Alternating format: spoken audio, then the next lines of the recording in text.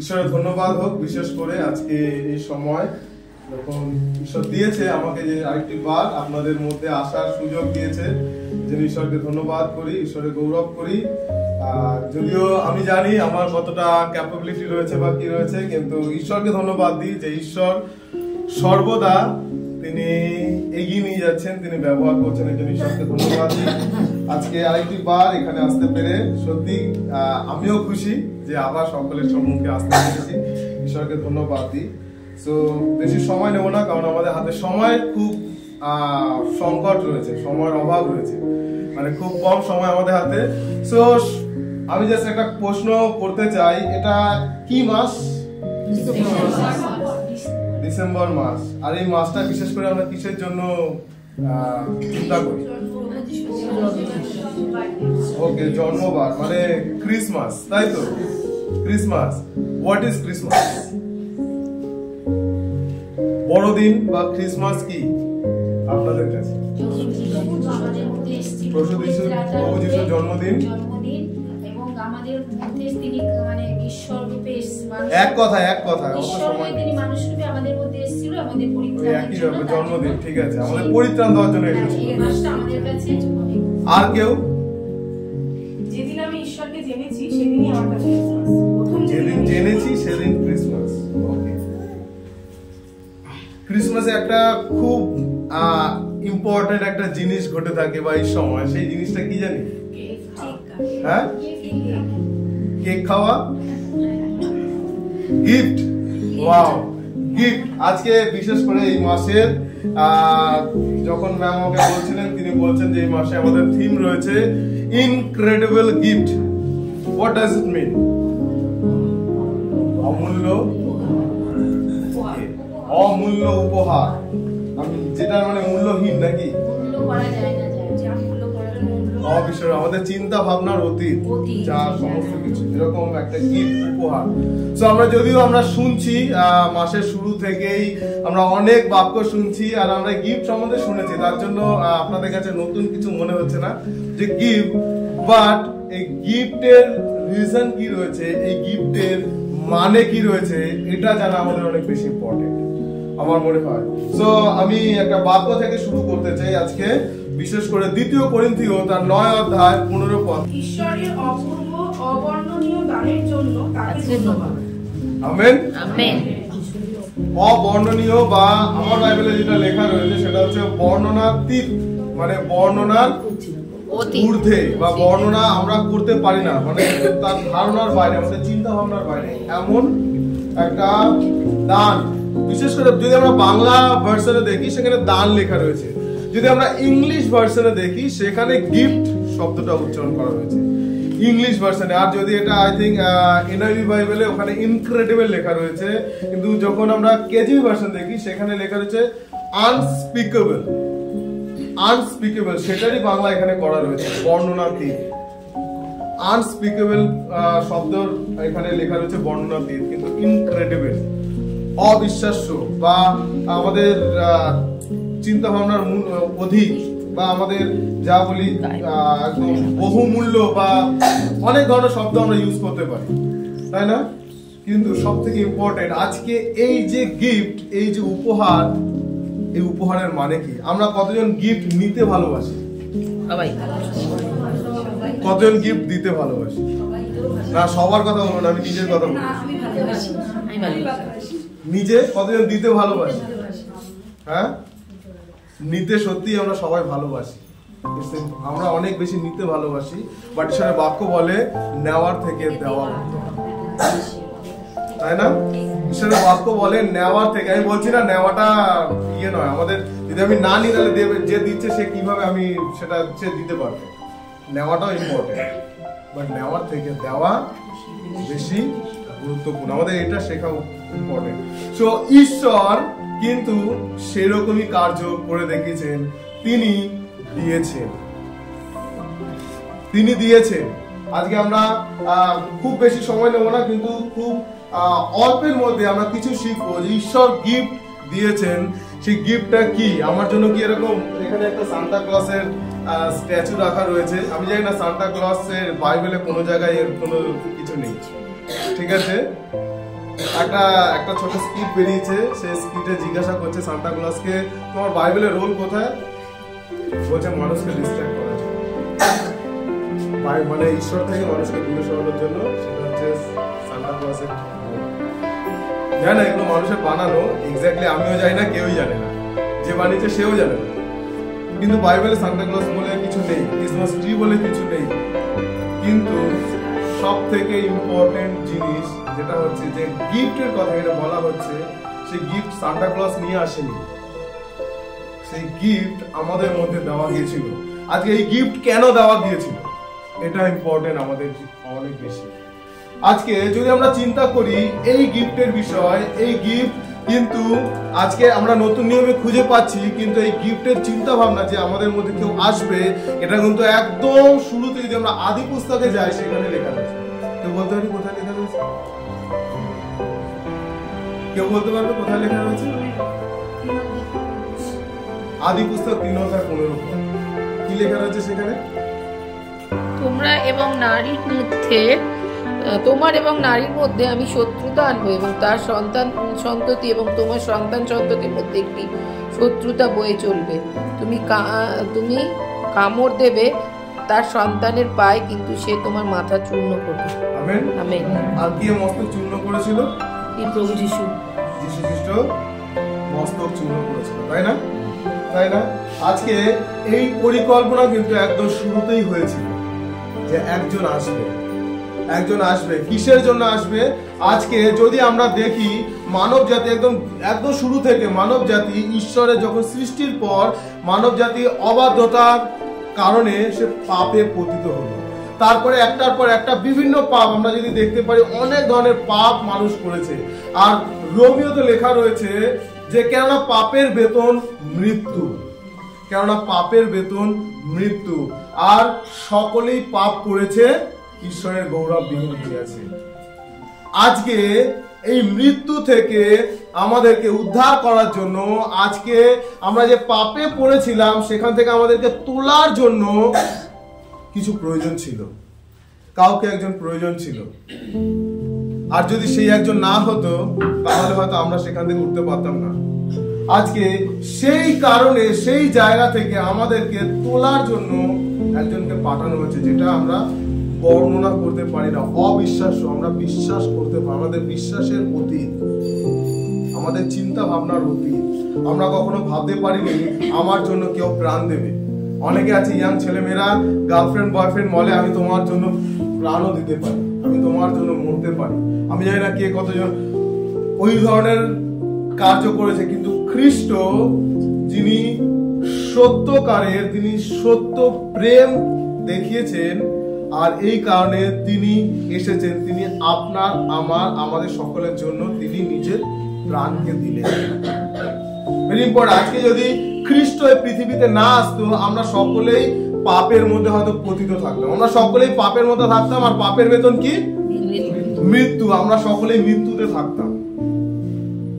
কিন্তু আজকে খ্রিস্ট জগতে এসেছে যেন আমরা মৃত্যু থেকে জীবন পাই। আজকে আমরা মৃত্যু থেকে যেন জীবনে উঠতে পারি, এমন একটা আমরা উপহার হিসেবে আমরা মনে করি যে আমাকে কেউ শাড়ি কিনে দেবে, মেয়েরা মহিলারা বিশেষ করে চিন্তা করে, কাউকে মেকআপ বক্স কিনে দেবে, আমরা চিন্তা করি। তারপরে ছেলেরা মনে করে ভালো শার্ট, ভালো প্যান্ট, অনেক সুন্দর কিছু, তাই না, গিফট হিসেবে আমরা এই ধরনের চিন্তা করি। পারফিউম দেবে কেউ কিছু গিফট।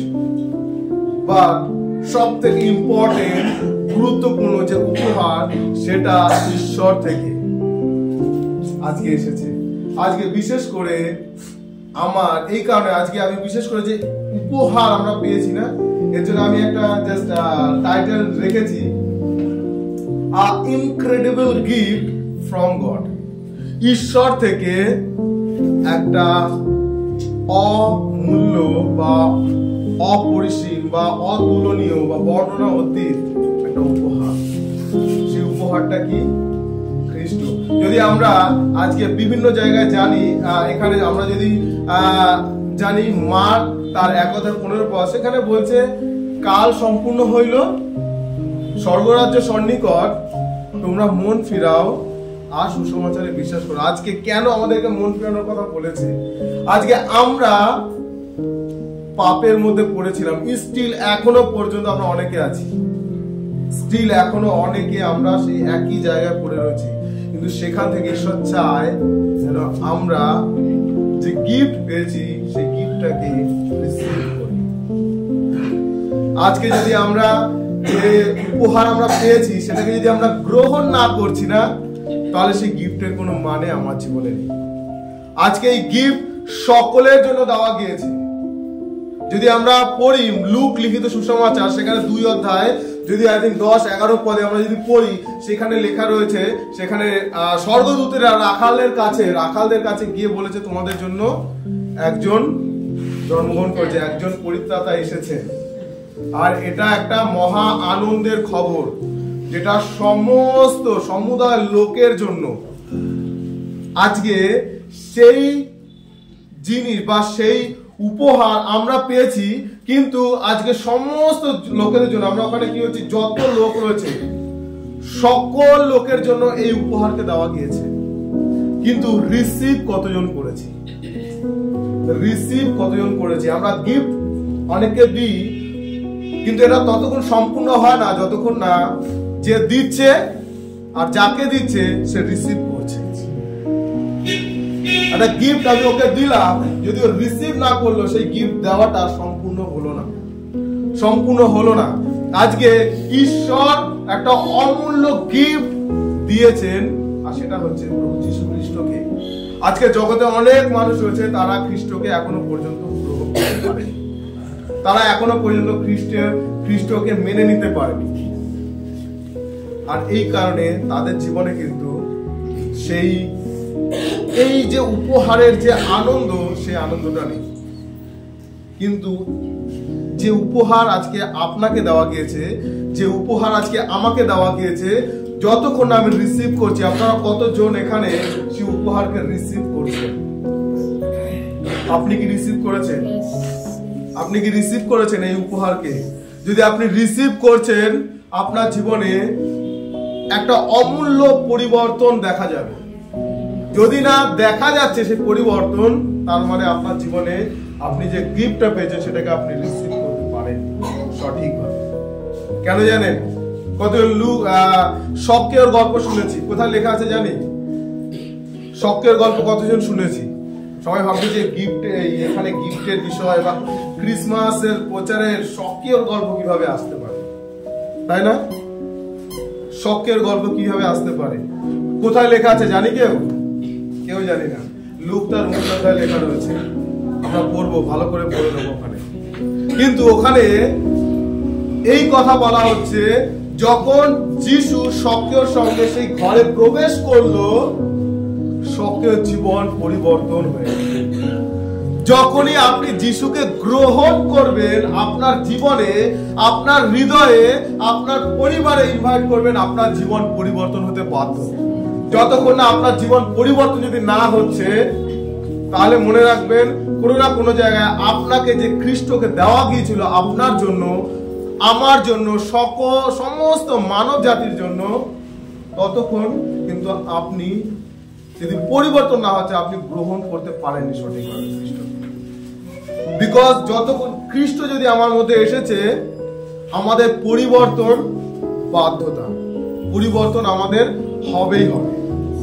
এখন অনেকে রয়েছে, আমি জানি, আজকে আমরা এখানে, কালকে আমরা ওখানে, তারপর দিন ওখানে, এইভাবে করলে, এইভাবে কার্য করলে কখনো আমরা সেই ঈশ্বরের কার্যকে আমরা দেখতে পাই না। আমি এখানে অনেকে ধন্যবাদ দিচ্ছিল অনেক বিষয় নিয়ে, আমি কাউকে এই করছি না, কিন্তু আমি জানি না কতটা সঠিক, কতটা ভুল, কতটা ঠিক। কিন্তু আপনার হৃদয়কে আপনি কি সত্যি খ্রিস্টকে জায়গা দিয়েছেন? আপনি কি সত্যি খ্রিস্টতে বিশ্বস্ত আছেন? আপনি কি সত্যি খ্রিস্টের কাছে নিজের নিবেদনকে রাখছেন? যতক্ষণ না আপনি খ্রিস্টকে সঠিকভাবে গ্রহণ করছেন, কারণ গিফট আমরা জানি ঈশ্বর দিয়েছেন গিফট, কিন্তু আমরা কতজন রিসিভ করছি? আজকে আমি বিশেষ করে আপনাদের কাছে এই জিনিসটাকে থ্রো করতে চাই, রিসিভ করুন গিফটকে। আমরা মানুষে, গতকালকে এখানে গিফট ডিস্ট্রিবিউশন হয়েছে, অনেকে দিয়েছে, সবাই নিয়েছি। যারা বাচ্চারা ছিল, বড়রা ইউথ কয়েকজন ছিল। সো হ্যাঁ, সো যারা পেয়েছি আই থিঙ্ক তারা রিসিভ করেছে। যতক্ষণ না রিসিভ করতো ততক্ষণ ম্যামও বলতে পারতো না যে আমি গিফট দিয়েছি বা তারা গিফট পেয়েছে। Receive is very important. আজকে আমরা গিফটের বিষয়ে অনেকই চিন্তা করি, আমরা কেক খাওয়ার বিষয়ে চিন্তা করি, আমরা ঘুরতে যাওয়ার বিষয়ে চিন্তা করি, কিন্তু আমরা একবারে চিন্তা করি না যে ঈশ্বর আমার জন্য যে গিফট উপহার রেখেছে সেটাকে আমার গ্রহণ করা অনেক বেশি ইম্পর্টেন্ট, তাই না? এখানে আমরা জানি যতক্ষণ, কারণ খ্রিস্ট মানব জাতির কাছে এসেছিলেন, তিনি কিন্তু কাউকে জাজ করতে আসেননি, কাউকে ধ্বংস করে দিতে আসেননি, কিন্তু তিনি ভালোবেসে যেন তারা পরিত্রাণ পায়। আমরা এই সমস্ত ঘটনা অনেকবার শুনেছি পরিত্রাণের বিষয়, তাই না? যদি যোহন তার 3 অধ্যায় 16 পদ সবার মুখস্থ, হ্যাঁ 17 পদে কি বলছে? 16 পদ সবার মুখস্থ, 17 পদে কি বলছে? যখন 3 অধ্যায় 16 পদ সবার মুখস্থ, খুব ভালো, কারণ ঈশ্বর জগৎকে এমন প্রেম করলেন যে তারা একজন পুত্রকে দান করলেন, তাই না? 17 পদে কি বলছে? এটা ইম্পর্টেন্ট, এটা ইম্পর্টেন্ট নয়? ইম্পর্টেন্ট নয়? যখন তার 3 অধ্যায় 17 পদ কি একজন পড়ি, এখানে কি বলছে? ঈশ্বর জগৎকে দোষী সাব্যস্ত করার জন্য তার পুত্রকে এই জগতে পাঠাননি, বরং জগৎ যেন তার মধ্যে দিয়ে মুক্তি পায়, এই জন্য ঈশ্বর তার পুত্রকে পাঠিয়েছেন। আমেন। আপনাকে বিচার করার জন্য ঈশ্বর তার উপহারকে এই জগতে দেয়নি, কিন্তু আপনি যেন তার মধ্য দিয়ে, তার দ্বারা যেন আপনি পরিত্রাণ পান, জীবন পান, এই কারণে দেওয়া গিয়েছিল, এই কারণেই পাঠিয়েছিল, তার মধ্য দিয়ে। তো যতক্ষণ না আমরা তাকে রিসিভ করছি, যতক্ষণ না আমরা তাকে গ্রহণ করছি, আমরা কিন্তু সেই জায়গায় আসতে পারি না। কারণ ঈশ্বরের বাক্য বলছে রোমিওতে তার 5 অধ্যায় 8 পদে বলছে যে যখন আমরা পাপী ছিলাম তখনও তিনি আমাদের নিমিত্ত নিজের প্রাণকে দিলেন। আমরা পাপী ছিলাম তখনও তিনি আমাদের জন্য নিজের প্রাণকে দিলেন, কিন্তু আজকে তো তিনি আমাদের জন্য দিয়েছেন, তিনি আমাদেরকে শুধু দিয়েই গেছেন, আমরা আমাদের জন্য দিয়েই গেছেন, আমরা শুধু দেখেছি, শুনেছি, জেনেছি, কিন্তু তাকে সেই জায়গাটা দিতে পারছি না যেটা আমাদের তাকে দেওয়া উচিত, যেটা আমাদের তাকে দেওয়া উচিত। আজকে আমি সেই জায়গা তাকে না দিয়ে অন্য কাউকে হয়তো দিয়ে বেড়াচ্ছি। আমার হৃদয়ের সব থেকে প্রথম জায়গা বা স্থান খ্রিস্টকে দেওয়ার বদলে হয়তো আমি আমার পরিবারকে রেখেছি, হয়তো টাকাকে রেখেছি, হয়তো ফ্যামিলি, আমার কারো গার্লফ্রেন্ড, কারো বয়ফ্রেন্ড, কারোর হাজবেন্ড, কারোর ওয়াইফ, অনেক কিছুকে রেখেছি। শুধু এটুখানি নয়, হয়তো আমরা অন্য কোনো নিজেদের আইডল তৈরি করে রেখেছি, কিন্তু যাকে দেওয়ার জায়গা তাকে না দিয়ে আমরা অন্য কাউকে দিয়েছি। জাস্ট একটা বাইবেল ভার্স পড়বো, 1 পিতর তার 4 অধ্যায় 10 পদ। তোমরা ঈশ্বরের কাছ থেকে যে যেমন আত্মিক উপহার পেয়েছো সেই অনুসারে উপযুক্ত অধ্যক্ষের মতো একে অপরের সাহায্য করো। আমেন। আমেন। উপহার আমরা যে যেরকম পেয়েছি, আমরা যে যেরকম উপহার পেয়েছি, এই উপহার তো এখানে আত্মিক উপহার কথা বলা হচ্ছে, ঠিক আছে? আমরা স্পিরিচুয়াল গিফট আমরা কতজন পেয়েছি? আমি জাস্ট যদি এটা ব্যক্তিগত বিষয়, আমার ওই বিষয় নিয়ে নয়, ইম্পর্টেন্ট নেই, ঠিক আছে, কিন্তু এখানে পরে একটা কথা বলছি, এরপরে একটা কথা বলছি। কি কথা বলছি আরেকবার পড়ি। তোমরা ঈশ্বরের কাছে যে যেমন আত্মিক উপহার পেয়েছো সেই অনুসারে উপযুক্ত অধ্যক্ষের মতো একে অপরের সাহায্য করো। একে অপরের সাহায্য করো বা সেবা করো, পরিচর্যা করো, এটা ইম্পর্টেন্ট। গিফট যদি আমাকে দেওয়া গিয়েছে, আমি যদি রিসিভ করেছি, আমাদেরকে কিছু শেখাচ্ছে, আমাদেরকে কিছু শিখাচ্ছে, এটাও আমাদেরকে বুঝতে হবে, তাই না? মণ্ডলীর মধ্যে অনেক সময় অনেক কিছু ঘটে থাকে, অনেক কিছু আমরা দেখতে পারি, কিন্তু যে কথাগুলো বাইবেল বলছে সেটা আমরা হয়তো অনেক সময় অনুসরণ করি, আমরা ফলো করতে পারছি। আজকে বিশেষ করে যে বাক্য যেটা বলছে আমাদেরকে, আমাদের কর্তব্য যেন আমরা সেটাকে শুনি, সেটাকে গ্রহণ করি এবং সেটা অনুসারে যেন আমরা সেটাকে পালন করি, তাই না? তাই তো আজকে ক্রিসমাস সব থেকে আমরা অনেক কিছু দেখতে পারি, সব থেকে বেশি জিনিস আমরা দেখতে পারি। পার্কস্ট্রিটে গেলে খুব সুন্দর সাজিয়েছে, করেছে, কিন্তু মানুষের মধ্যে মানুষের যে একটা প্রেম, মানুষকে যে একে অপরকে সাহায্য করা, একে অপরের প্রতি যে স্নেহ দেখানো, সেই জিনিসটাই তো নেই। কিসের ক্রিসমাস? কিসের ক্রিসমাস? খ্রিস্ট কি আজকে আপনাকে এগুলো শিখিয়েছে যে লাইট জ্বালাও? কিন্তু খ্রিস্ট লাইটস এর কথা তো বলছে, খ্রিস্ট লাইটস এর কথা তো বলেছে। সে লাইটস এই ধরনের লাইটস নয়, সেই লাইটসটা আপনি, যেটা খ্রিস্টের লাইট আপনাকে দেওয়া গেছে, যেন সেটা অন্যের জীবনে এক জ্যোতি স্বরূপ কার্য করে, তাই না? তাই না? আজকে সেই যে খ্রিস্ট যেটা আমাদেরকে বলছে পরিচর্যা করতে, একে অপরকে ভালোবাসতে, একে অপরকে গেঁথে তুলতে, আমরা যদি সেই কার্যই করতে না পারছি, তাহলে কিসের ক্রিসমাস আমাদের জন্য? আজকে এখান থেকে আমাদেরকে বলছে যে every man have received the gift. আমরা প্রত্যেক মানুষ আমরা পেয়েছি, আমরা প্রত্যেকে। খ্রিস্ট কিন্তু একজনের জন্য আসেনি, খ্রিস্ট একজনের জন্য আসেনি। যদি আমরা লুকটা 2 আমরা ওখানে যদি পড়ি 11 ওখানে লেখা রয়েছে, তিনি সমগ্র মানব জাতির জন্য তিনি এসেছেন, সমস্ত মানুষের জন্য।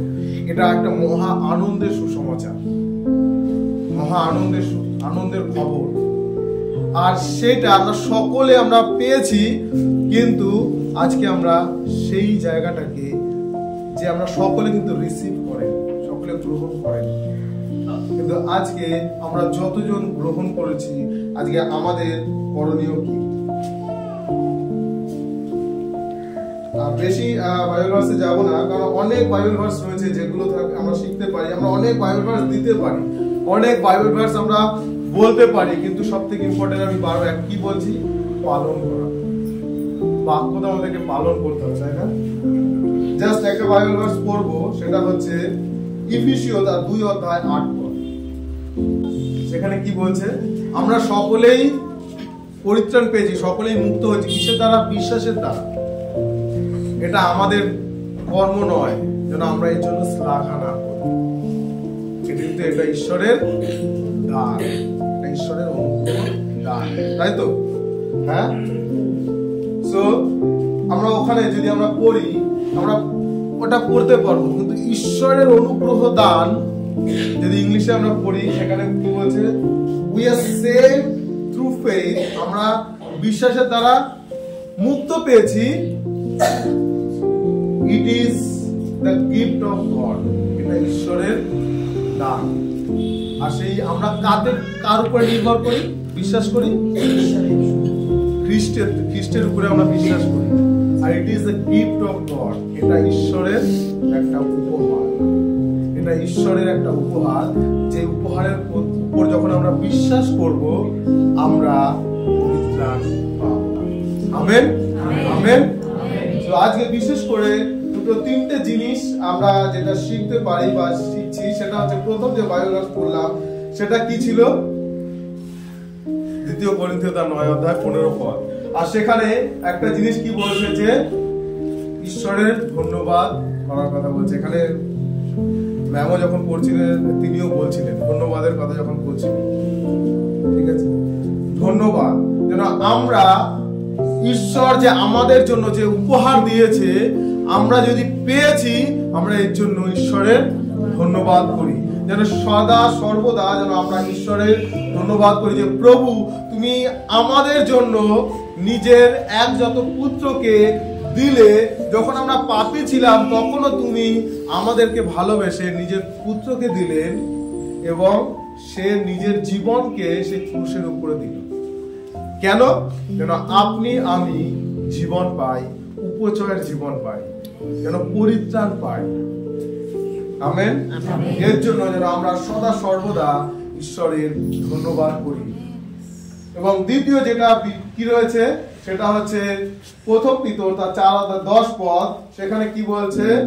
Serving or minister each other, মানে আমরা একে অপরকে সেবা করি, যেন আমরা একে অপরের কাছে যেন যে দান, যে উপহার আমরা পেয়েছি সে উপহার আমাদেরকে কিছু শেখায়।